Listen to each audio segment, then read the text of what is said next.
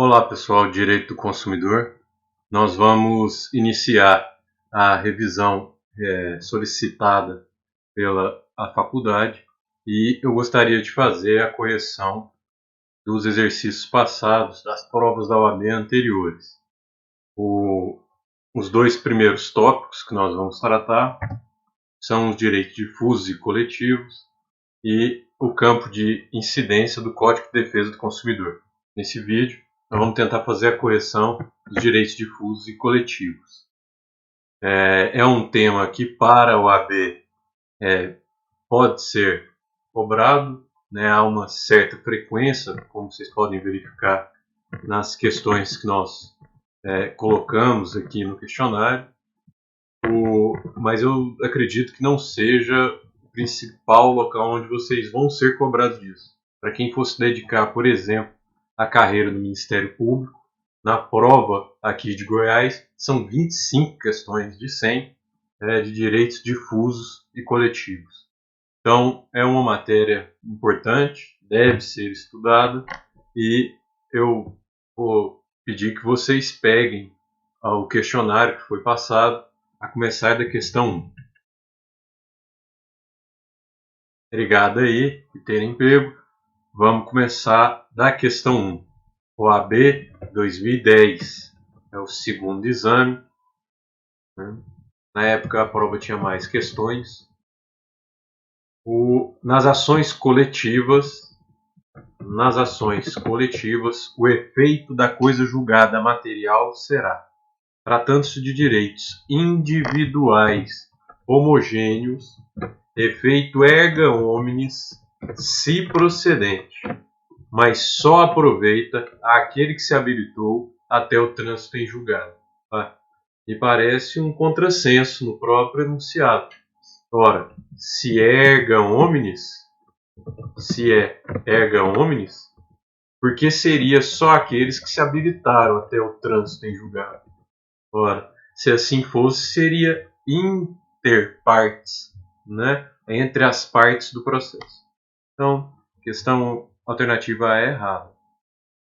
Alternativa B, tratando-se de direitos individuais homogêneos, julgados improcedentes, o consumidor que não tiver conhecimento da ação não poderá intentar ação individual. Ora, aquele que não tem conhecimento da ação não pode intentar ação individual? Também me parece um exagero. Nós podemos ver isso aqui no CDC, no artigo 103, aqui no final, se não me engano, aqui, olha só, artigo 103, parágrafo 2º. Na hipótese prevista no inciso 3, que é a que nós tratamos, aqui o Código trata de direitos individuais homogêneos, em caso de improcedência do pedido, os interessados que não tiverem intervindo no processo como litisconsortes poderão propor ação de indenização a título individual. Então, repare, aqueles que não interviram. A questão buscou explorar este problema e falou que, tratando-se de direitos individuais homogêneos, julgados improcedentes, o consumidor que não tiver conhecimento da ação não poderá intentar. Ele não tem conhecimento da ação. Se ele não tem conhecimento da ação, aqueles que não tiverem intervindo no processo poderão propor. Ora, se ele não tem conhecimento, como é que ele interviu? E se ele não interviu, ele pode propor ação a título individual. Então, a alternativa B também é errada. Tratando-se de direitos difusos, no caso de improcedência por insuficiência de provas, não faz coisa julgada material, podendo qualquer prejudicado intentar nova ação com os mesmos fundamentos, valendo de provas novas. Esse é o gabarito que foi considerado em 2010. Nós já criticamos essa questão, porque o artigo 103, inciso 1, fala qualquer interessado e aqui se refere a prejudicado, o que pode ser um problema, porque direitos difusos prejudicados somos todos nós, é a coletividade. Né? E na medida em que o interessado, ou não é nem interessado que o artigo 103 fala, hein?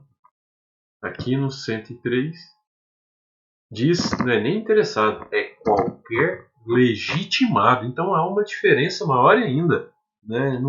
Não é interessado e nem prejudicado, é qualquer legitimado. E aí, quando fala em legitimado, nós temos que nos reportar ao artigo 82. Então, é criticável esse gabarito, mas é o que foi considerado correto. Gabarito da questão 1, letra C. A alternativa D, tratando-se de direitos coletivos, no caso de improcedência do pedido, de nulidade de cláusula contratual, o efeito é ultra partes e impede a propositura de ação individual. Agora, direito coletivo vale a mesma regra do difuso, não é? Vale a mesma regra do difuso, ou seja, a improcedência por insuficiência de provas é a exceção. Aqui, no caso, é a improcedência do pedido de nulidade.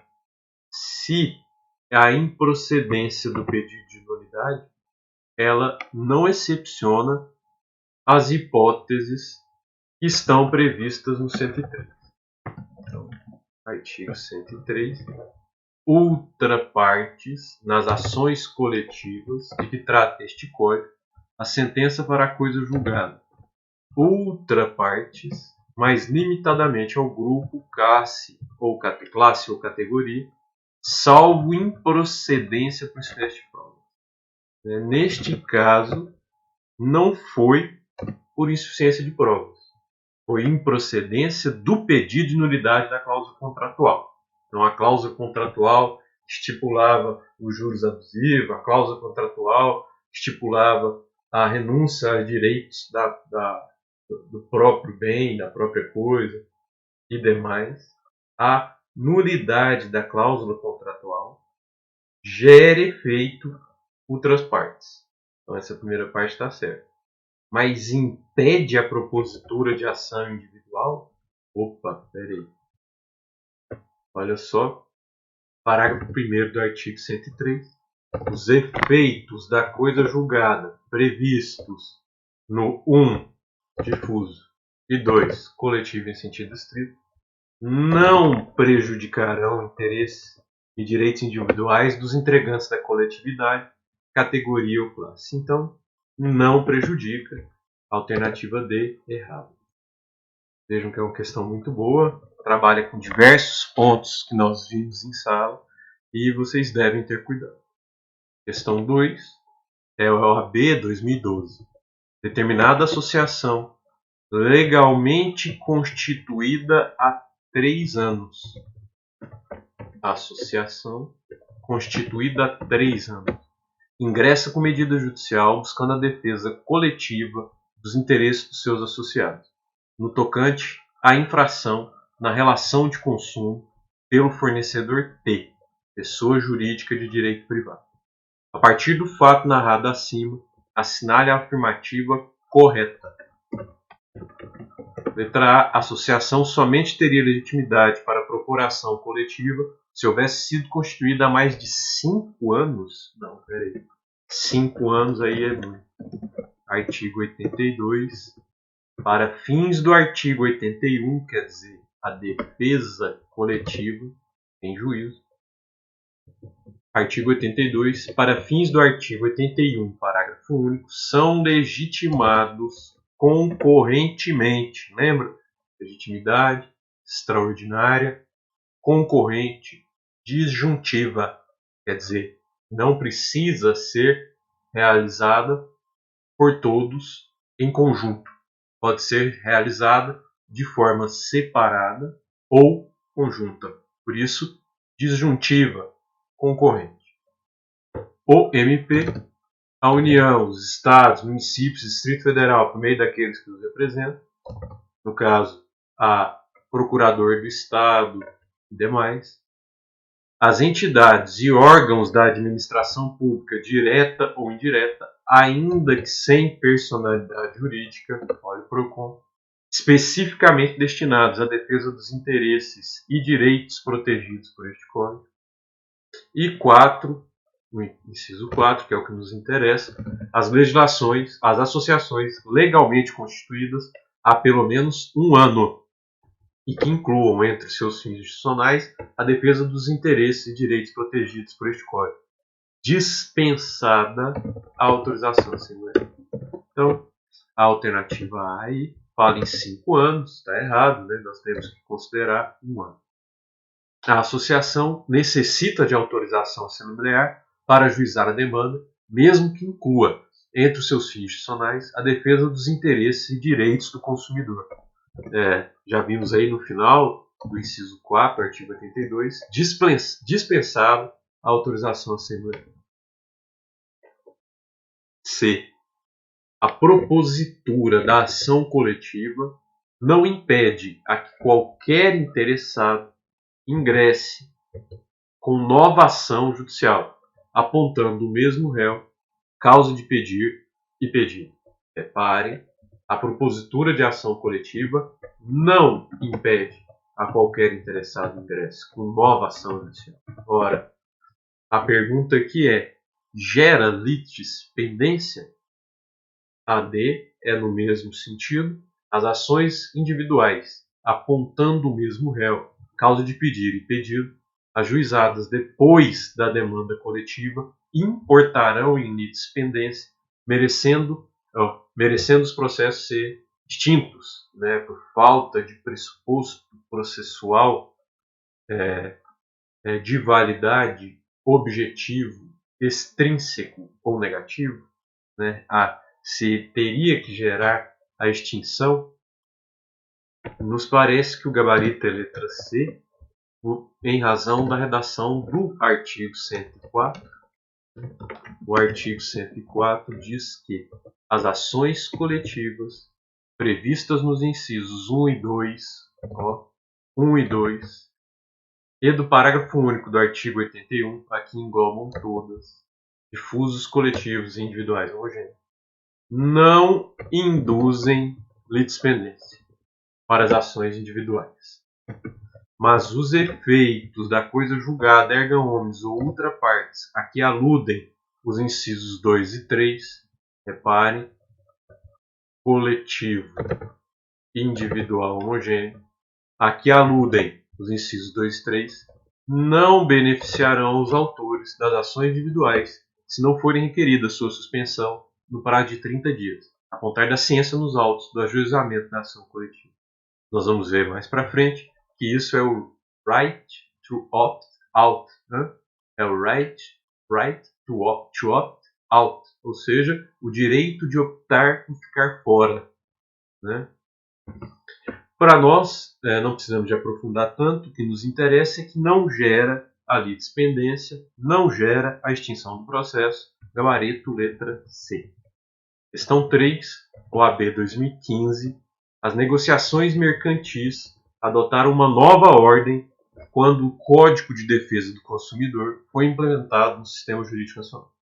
A norma visa proteger a parte mais frágil, econômica e tecnicamente, olha aí a vulnerabilidade, de práticas abusivas, conferindo a tutela do artigo 4º, inciso 1 do CDC, consagra a presunção de vulnerabilidade absoluta, geral, inerente a todos os consumidores.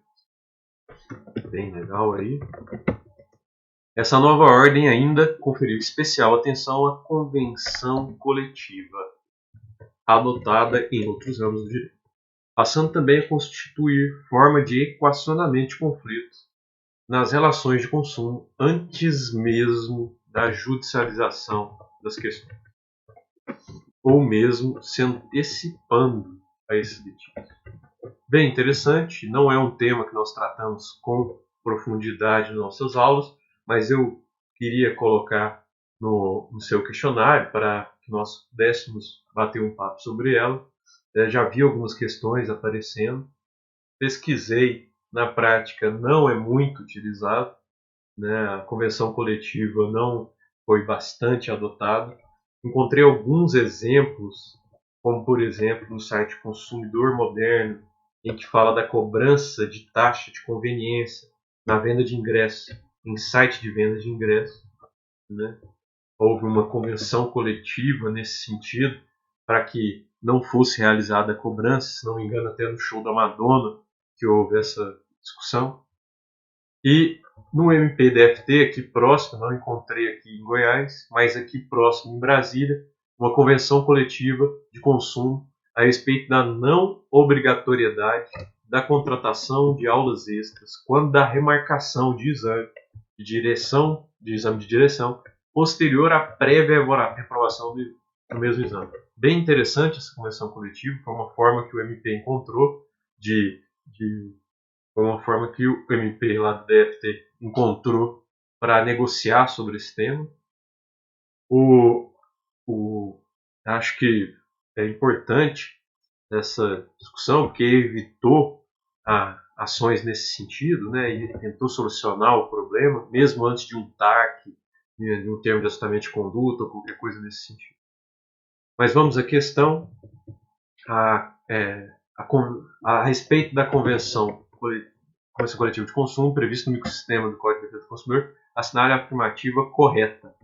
A convenção, regularmente constituída, torna-se obrigatória a partir da assinatura dos legitimados, dispensando-se o registro do instrumento em cartório e do título de documentos. Olha o problema, artigo 107, parágrafo 1º, está logo aqui embaixo.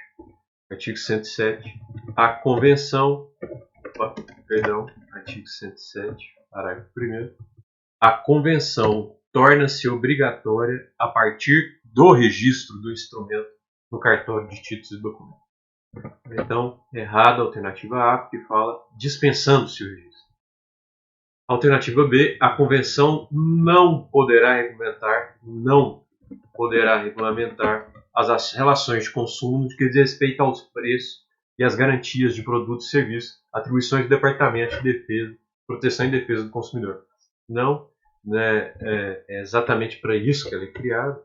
As entidades civis de consumidores e as associações de fornecedores ou sindicatos de categoria econômica podem regular por convenção escrita relações de consumo por convenção escrita, relações de consumo que tenham por objeto estabelecer condições relativas ao preço, qualidade, quantidade, garantia e característica de produtos e serviços, bem como a reclamação e composição de conflito de consumo. Está errada que fala que não pode. Eu até gostaria de mostrar para vocês essa convenção escrita, essa forma, é uma convenção mesmo. Ministério Público, Convenção Coletiva de Consumo, número 1, olha aí como não é muito utilizado, de 2017. Ministério Público, através da terceira promotoria e do sindicato dos centros, né, de formação dos condutores, apresentado neste ato pelo seu presidente. E aí vem o objeto da convenção, os deveres das empresas, as multas, olha que interessante, multa, disposições finais, bem simples, né, bem organizado, as assinaturas, reconhecimento e demais. A C, a convenção regularmente constituída vincula os signatários, mas caso o fornecedor se desligue da entidade celebrante a qual estava vinculado, eximir-se-á, quer dizer, é afastada, quer dizer, exime-se, fica sem do cumprimento do estabelecido. Ora, não quero mais, eu saio. Não é bem assim, né? O artigo 107 não se exime de cumprir a convenção o fornecedor que se desligar da entidade em data posterior ao registro do instrumento. Me parece bem razoável, né? Se celebrou, deve manter. E a nosso gabarito, letra D, a convenção firmada por entidades civis de consumidores e associações de fornecedores somente obrigará os filiados às entidades signatárias. Também bastante razoável, tem que ter participado da convenção, né? Não pode querer estender esses efeitos, até porque não representa essas outras pessoas. Então, realmente somente deve obrigar os filiados. A convenção somente obrigará os filiados às entidades signatárias.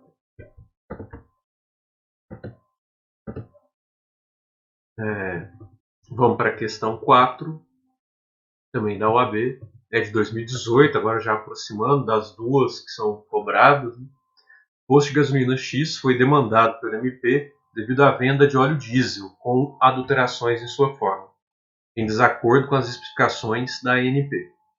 Trata-se de relação de consumo e de dano coletivo, aqui é coletivo em sentido amplo, que engloba difuso e coletivo em sentido estrito. Então, aqui é dano coletivo em sentido amplo, ou seja, engloba difuso e coletivo em sentido estrito, que gerou sentença condenatória. Então, um posto de gasolina, venda de óleo de diesel com adulterações em sua forma, em desacordo com ele.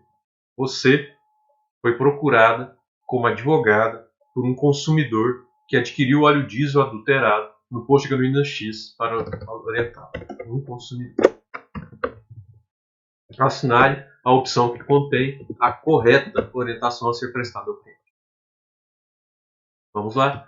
Cuida-se de interesse individual homogêneo, bastando que, diante da sentença condenatória genérica, o consumidor liquide e execute individualmente, ou ainda habilite-se em execução coletiva para definir o quantum de beatur. É interessante estabelecermos a diferença. O an de beatur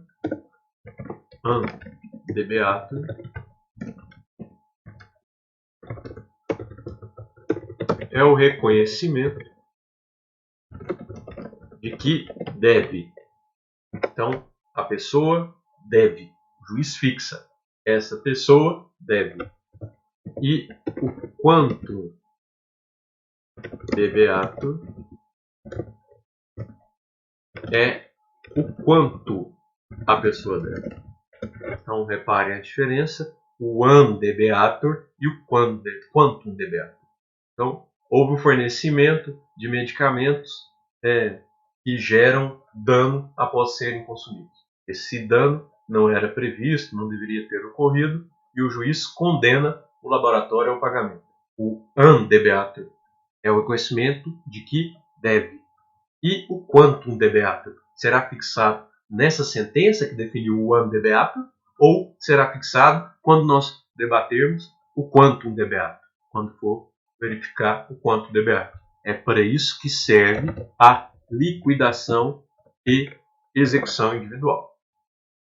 Então, ele liquida para demonstrar, olha, o dano dessa pessoa foi de tanto, e ele, ao perder o movimento da mão e trabalhava com datilografia, deve ser indenizado de tanto. Isso é o quantum de beatur por meio da liquidação. Me parece que é o nosso gabarito, mas vamos verificar as outras alternativas. Deverá o consumidor se habilitar no processo de conhecimento nessa qualidade, sendo esse requisito indispensável para fazer jus ao recebimento de indenização, de caráter condenatória à decisão judicial. Opa, calma aí. É indispensável que se habilite no processo de conhecimento? Não pode aguardar a sentença e depois entrar em liquidação, discussão do quanto de beatur e demais? C. Cuida-se de direito difuso, aqui já não ter atuado como desconsorte, aqui já não me interessa muito, nós já percebemos que é direito individual, afinal é um consumidor procurando para verificar o problema. E deverão os consumidores individuais ingressar com medidas autônomas, distribuídas por conexão à ação civil pública ordinária, na medida em que o montante indenizatório da sentença condenatória da ação coletiva será integralmente revertido em favor do Fundo de Reconstituição de Bens Lesados. Não é bem assim, né? Vamos, para entender melhor, ver o artigo 97 do CDC. Reparem que o artigo 97 do CDC está no capítulo 2 das ações coletivas para a defesa de interesses individuais homogêneos, é o consumidor que procurou, né? Então, a liquidação e a execução da sentença poderão ser promovidas pela vítima, liquidação e execução, pela vítima e seus sucessores, assim como os legitimados, lá lembra, MP e demais, incluindo até a DP, lá na Lei de Ação Civil Pública. Artigo 98. A execução poderá ser coletiva, sendo promovida pelos legitimados, que trata o artigo 82, abrangendo as vítimas cujas indenizações já tiverem sido fixadas em sentença de liquidação, sem prejuízo do ajustamento de outras execuções. Sem prejuízo de outras execuções. O que nos interessa é que cuida-se de direito individual homogêneo, bastando que, diante da sentença condenatória genérica, o consumidor liquide e execute o direito.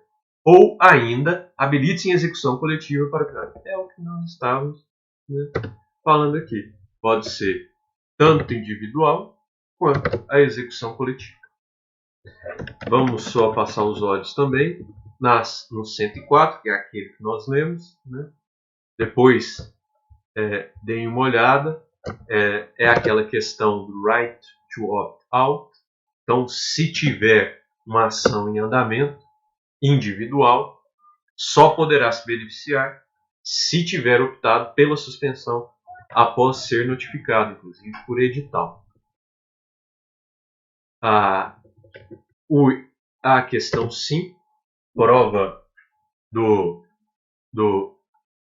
ajuizou a ação coletiva de 2019, 3.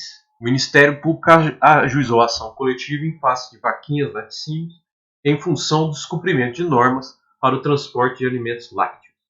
A sentença condenou a ré ao pagamento de indenização a ser revertida em favor de um fundo específico, bem como a indenizar os consumidores genericamente considerados, além de determinar a publicação da parte dispositiva da sentença em jornais de grande circulação, a fim de consumidores tomassem ciência do ato judicial.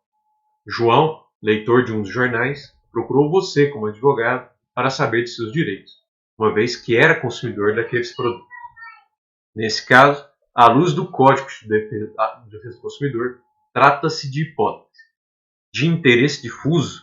Por esse motivo, as indenizações pelos prejuízos individuais de João perderão preferência no concurso de crédito frente às condenações decorrentes das ações civis públicas derivadas do mesmo evento.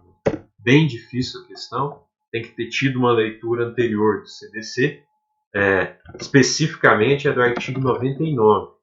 Em caso de concurso de créditos decorrentes de condenação prevista na Lei da Ação Civil Pública e de indenizações pelos prejuízos individuais resultantes do mesmo evento doloso, estas terão preferência ao pagamento. Então, reparem, os prejuízos individuais têm preferência ao pagamento em relação àquela condenação na Lei de Ação Civil Pública. A nossa questão diz que os prejuízos individuais de João, olha aí, vaquinhas laticínios, que não manteve, que descumpriu as normas para transporte, é que vai ter preferência. Não. Quem tem preferência são os prejuízos individuais de João e não aquilo que foi condenado na ação civil pública.